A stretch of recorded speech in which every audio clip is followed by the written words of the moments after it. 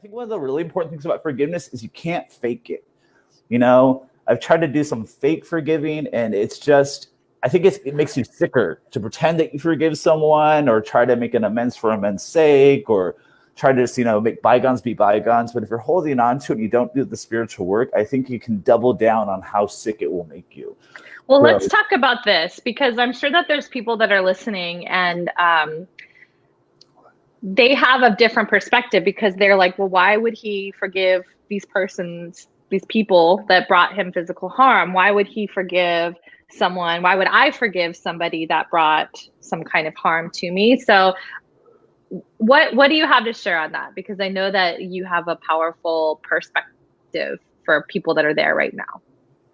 I mean, the truth is, why not? I mean, what is holding on to that harm doing? Holding on to that harm does not fix the harm. Holding that harm is not going to make that person see the light of day. That's their journey.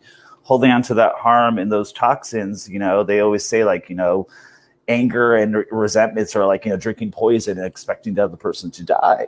And I mean, why not? And this human journey for me is about mistakes, and not just minor mistakes, not just, tripping and falling or, like saying something rude. We make big mistakes in this life journey.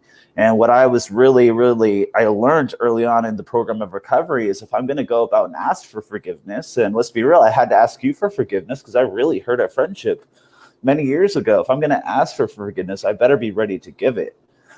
And, if I'm going to go around and ask people like you to re-enter my life and see me in a new light, I better be willing to give it. And we're all humans. We're all just stumbling through this. I mean, some may have a little bit more knowledge, a lot more knowledge than others, but we're all just humans. Like, we're just souls on a human journey, making mistakes left and right.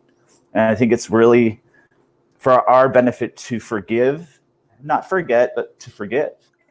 And I remember like thinking as well, like that you were like coming to like ask my forgiveness. And I was telling you, which I'm sure is not the case with everyone, but I'm like, well, I had already forgiven you. I was like, I had already let go of that like a long time ago. I wasn't holding on to that. I was just happy to like see you thriving and feeling a much different energy from you. And I was just like, wow, like I honestly feel like our frequencies, like our paths were just like realigned. And so it was just a very different experience from my shoes. So I was just like, well, yeah, that's not here now. Well, I mean, I think the toughest thing for me when it comes to forgiveness is forgiving the people that aren't necessarily asking for forgiveness or see the error in their ways. I think it's so easy, and it kind of strokes our ego when someone does come to us and asks us for forgiveness that we're like resentful for. We're like, oh yeah, like you're finally recognizing that you harmed me. But the real spiritual work is those who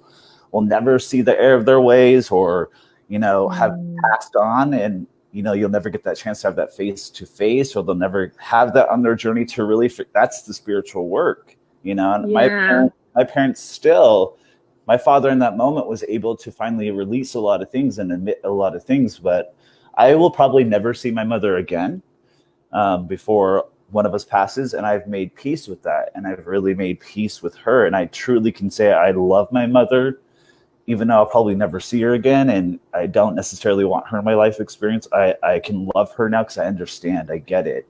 We get sick and we do things that are regrettable. And sometimes our only survival tactic is denial. And I really think that's where my mother's at. And to learn that the error of human experiences.